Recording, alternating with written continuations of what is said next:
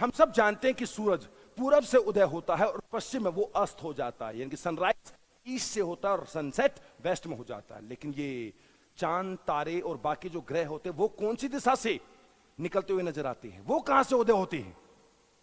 इसको जानने के लिए एक लॉजिक समझिएगा दोस्तों। अगर आप किसी स्कूटी, स्कूटर, बाइक, गाड़ी, बस, ट्रेन में सफर करते हो, जब आपका वाहन आगे की तरफ जाता है तो खिड़की से बाहर देखते वक्त आपको महसूस होगा कि बाहर सभी चीजें, बिल्डिंग, पेड़ पौधे, खंबे, हर चीज पीछे की तरफ भागती हुई नजर आती है। लेकिन हकीकत तो यह है, वो बिल्डिंग पीछे की तरफ नहीं जाती है, आप आगे की तरफ जाते हो।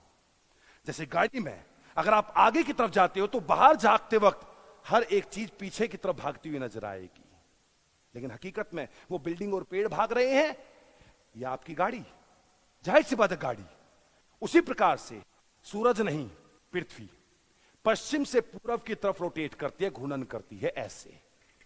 पश्चिम से पूर्व, वेस्ट से ईस्ट की तरफ रोटेट करती है, जिसकी वजह से अंतरिक्ष में देखते वक्त हर चीज दूसरी दिशा में, यानी कि पूर्व से पश्चिम की तरफ भागती नजर आती है।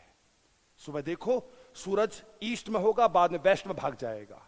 वैसे ही चांद भी ईस्ट से वेस्ट में जाएगा, यानी कि पूर्व से पश्चिम में जाएगा। वैसे सभी के सभी तारे भी पश्चिम से पूर्व की तरफ, पूर्व से पश्चिम की तरफ जाएंगे।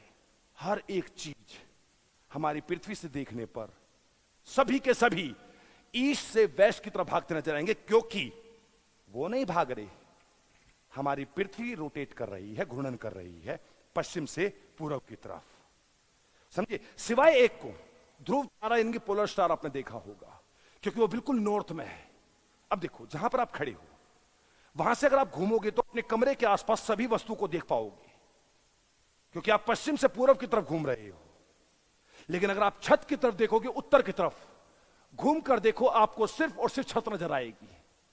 इसी प्रकार से ध्रुव तारा, पोलर स्टार, आपको सिर्फ एक ही दिशा में दिखाई देता है, और बाकी सभी के सभी दुनिया ईस्ट से वेस्ट, पूर्व से पश्चिम की तरफ भागते नजर आएगी।